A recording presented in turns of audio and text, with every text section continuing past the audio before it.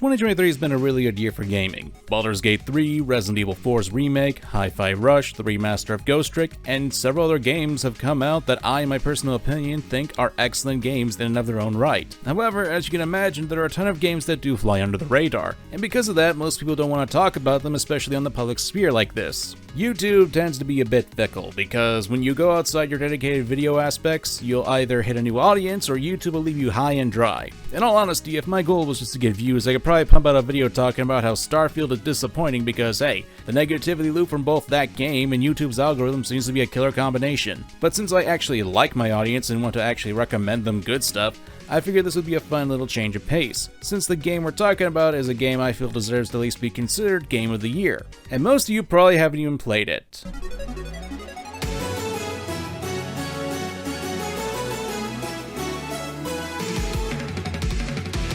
This is Gravity Circuit, made by the fine people of Dom Ant Games. It's a game that, if you look at it, has a clear inspiration from a certain blue bomber, Megaman. This is hardly the first game that takes inspiration from Megaman. Azure Striker Gunvolt, Cyber Shadow, Blaster Master 03, and of course, Shovel Knight. There are tons of other games that obviously take a lot of influence from Megaman, and some good and some great and some... Make the bad guys cry like an anime fan on prom night. Man, you were a train wreck. However, Gravity Circuit has an element or two to it that makes it stand out from other titles that I brought up, and it's because of those elements I feel it's an underappreciated gem. But why is this? Well, let's talk about the game in detail and discuss it. Funnily enough, the beginning of Gravity Circuit starts off with a city being under attack by the Virus Army, a familiar setting for a game to start. I'm not knocking the homage to past Mega Man games, it's honestly a really good opening and gets the player a chance to experiment with the controls and get a vibe for what they can and can't do with the main character. Riding on a train, we see a wicked looking red robot leaping off the vehicle, arriving just in the nick of time to save some civilian robots. This is Kai, the character we'll be playing as throughout the game. And in actuality, that scene actually told us a little bit about the gameplay. You see, unlike Mega Man, Kai's main source of attacking is close-range fisticuffs. He does have another weapon, a hookshot-like attack, but it's not really used for attacking. It can do damage, yeah, but it's not really effective as a weapon. It's more of a tool, since you can use it to connect in walls and the ceiling and a few other things, but we'll get to that later.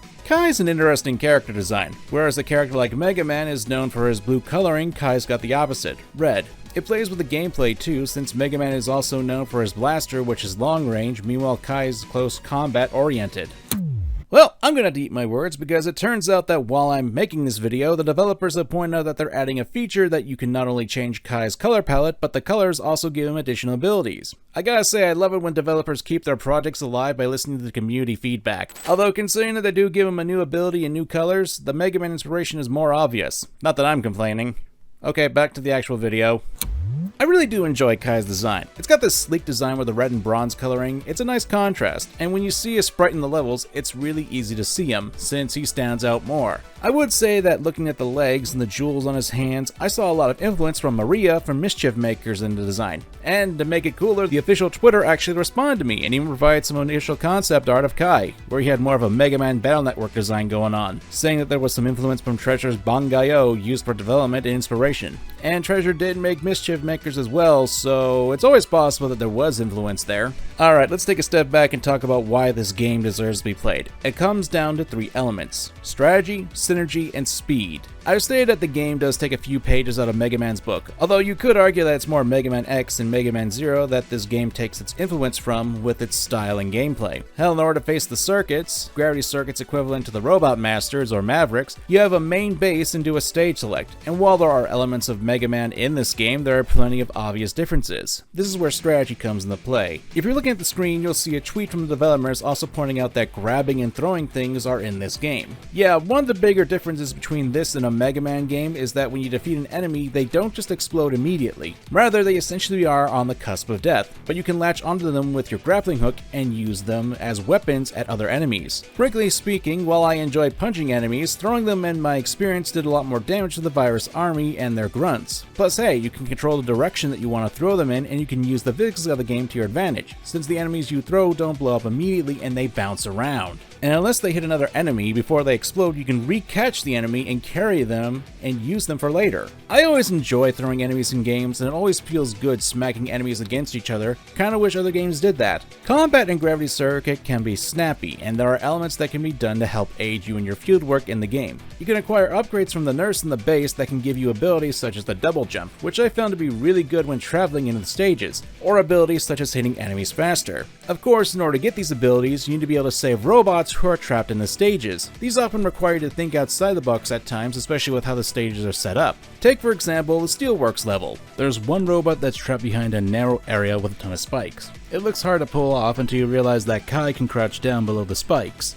Honestly, it took me a few tries to get it right because it was just so simple. So you can easily slip by the spikes since you're smart and can use the moving platform to duck below the spikes, so you can rescue the robot. This creates a great loop for players. You save the robots, you can get access to a lot more of the upgrades, and the upgrades in turn can help you get around the map faster and get to the robots easier. It's a gameplay loop that allows the players to be rewarded with not only for creative thinking, but for experimenting with the game's mechanics and physics. That's the mark of a great game, and you can form your own personal strategy, and a lot of the stuff is optional. You don't need to equip the additional upgrades in order to traverse the levels. It's up to you and allows you to customize Kai's ability to your liking, so if you have a weakness in gameplay, the game can at least attempt to compensate for you. Then we get to the synergy, and that's the mark of the level design, as well as the boss design. Each of the levels, aside from looking really unique from each other, has their own specialized level elements. Let's consider the city stage for an example. Aside from having a musical theme with the music speakers, we're slowly introduced to the level's hazards. The game starts off slow by giving you one of these hazards early on that you can easily jump over if you wanted, but it shows that you can walk over them when they're not producing music. Otherwise, they'll harm you. Simple, right?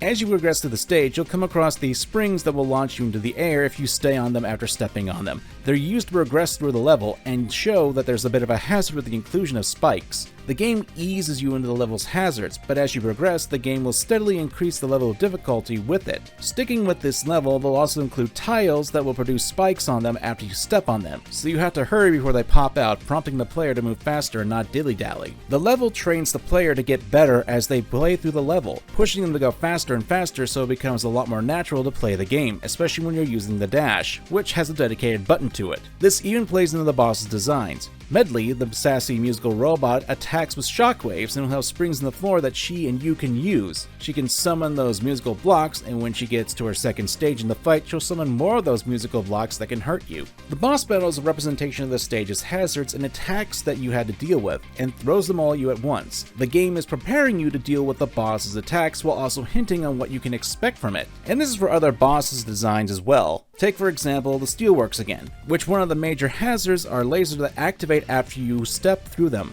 They take a moment to power up and then can damage you in their fire. They start off easy with them being mostly just jumping through them and getting past them, but the stage then proceeds to pair them with tight spaces that you can only get through by sliding and then adding spikes into the mix. And these lasers are also used by the boss, Ray, whose special attacks rely on the lasers and will use mirrors to reflect them around depending on where you're on the stage. But they're always telegraphed to the player so they can dodge them if they can. Again, the game is teaching the player how to deal with the boss and giving hits on what the boss can do in this level design, which to me is great synergy. And finally, speed. Gravity Circuit is by no means a slow game, but it's a game that has two gears, moderate and fast. Oddly enough, I found myself thinking that the game was a lot easier when I was allowing myself not to think so much, but to move as fast as I could and allow my muscles to do the hard work. With a dedicated dash button in the game, I could use that momentum to push myself to go as fast as I could. It allowed me to be confident enough to use the grappling hook mechanic to traverse the areas in later stages and allowed me to pull out some sick moves in the game. And here's the thing, Kai will stop on a dime. The moment you don't want him to move, he won't move. Controlling Kai is satisfying, especially since you can keep that momentum when you do stop. Now, I did bring up the grappling hook earlier, but I want to stress that with the speed of the game, if you can get a hang of it, and you will, you can literally fly across the stage with it, and it's due to your control of the character. That to me is something that a lot of more recent Megaman-esque games seem to lack. Punching the enemies in game as Kai is totally fun to do, and tossing them at each other is just as satisfying. And it's not just the enemies that you can do this to. You can do this to shields that the enemies have, or use missiles that are being fired at you, for example. And you have to use the grabbing option because Kai doesn't have an initial projectile attack. Throwing enemies is safer and faster to deal with them and can act as a utility for dealing with obstacles. Here's the rub of it all. The game has a ton of precision to it. Whether it be getting up to your opponent's grills and fight them, since you can't just hang back and shoot them, you had to be able to use your jumping just right because the game gives you a stomp attack that can be used offensively and utility-wise, and the speed helps with precision. Hell, it's against the bosses that I really get this element of speed going on, that you can punch away their attacks, bounce on them to damage and defend, and you can even go at your own pace with these fights to the point where each fight is unique and memorable. Each boss has their own strategy for fighting and personality to boot, and you have to match their own speed. Hell, there's one guy who's so fast he just dashes across the screen. Whoosh, whoosh, whoosh. The stages feel a lot more cohesive when you go at a faster speed, and the moves that Kai has play into that because you have to throw your enemies at another, defeat them, grab the newly defeated enemy, and keep throwing them at new enemies to keep this pace up. It's a speedy combination that the player can do, and it adds to the fast-paced nature of the game. Strategy, synergy, and speed. These three elements can create an amazing game for players to enjoy. Plus, hey, the game's got a lot of style. I love the pixel art for the game and how much detail was put into the design. There's an element of gameplay and style that creates a gem that's more than likely to be missed. And that's part of the reason why I'm making this video. This game deserves a lot more attention, not because there's elements from one of the biggest gaming franchises of all time, but because it takes those elements and crafts its own identity. If you're a fan of 2D platformers that challenge you with speed and precision, Gravity Circuit is right up your alley, and I can only hope that a game like this can get more exposure and get enough support that developers can keep making more additions to the game and maybe continue with the adventures of Kai. Oh, and Nurse too! She's cute. Yay. I'm MangaKamen, and thanks for watching. Later!